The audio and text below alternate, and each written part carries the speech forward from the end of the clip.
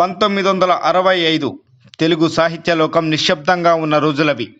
ఆ సమయంలో తెలుగు సాహిత్యానికి ఒక దిశానిర్దేశాన్ని అందిస్తూ ఉవ్వెత్తున ఎగిసిపడ్డ కెరటం దిగంబర కవిత్వం. చందోబద్ధ సాహితీ వృక్షంలో చీడ పురుగు గీపెడుతున్నది. కాపలా కాసే బిరుదురాయుళ్ల కళ్లకు కాలదోషం పట్టుకున్నది.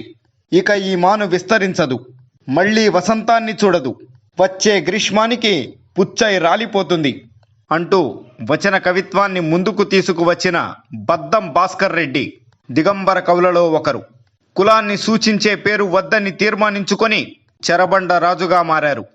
మిగిలిన కవులు బూతును నమ్ముకొని సాహిత్యం చేస్తే నా దేశ ప్రజలే నా కవితా వస్తువులు అంటూ గడ్డిపోచలు గర్జించే సమయం వచ్చినప్పుడు నిప్పు రవ్వలు నిద్రపోవు అని పీడిత ప్రజలను చైతన్యపరుస్తూ ఆలోచన, అక్షరం, ఆచరణ ఏకరూపం దాల్చి పయనించిన విప్లవ కవి చెరబండ రాజు.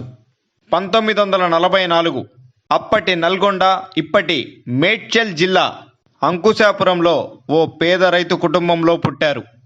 నన్నెక్కనివ్వండి బోను అనే కవితతో కవితాలోకంలో సూర్యుడై ఉదయించాడు. దిగంబర కవి నుండి విప్లవ కవిగా మారి సాహిత్యంలో కవిత్వం కన్నా పాట అవసరాన్ని గుర్తించి విరివిగా పాటలు రచించాడు. ప్రపంచ తెలుగు మహాసభలను బహిష్కరించి మహాకవి శ్రీశ్రీతో పాటు అరెస్ట్ అయ్యారు. 1971-77 మధ్యకాలంలో జైల్లో గడపడం వల్ల ఆరోగ్యం క్షీణించింది. 1970లో ఈయన రచించిన వందే మాతరం గేయం ఇప్పటి రోజులకు కూడా సరిగ్గా సరిపోతుంది.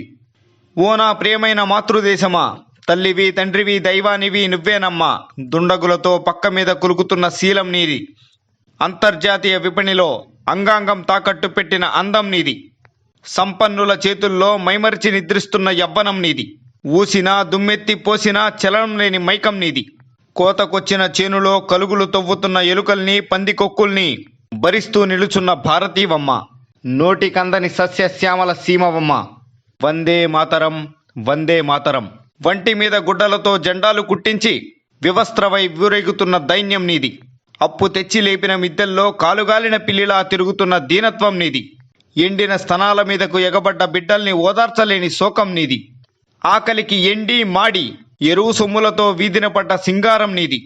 అమ్మా భారతి, నీ గమ్యం ఏమిటి తల్లి, వందే మాతరం వందే మాతరం.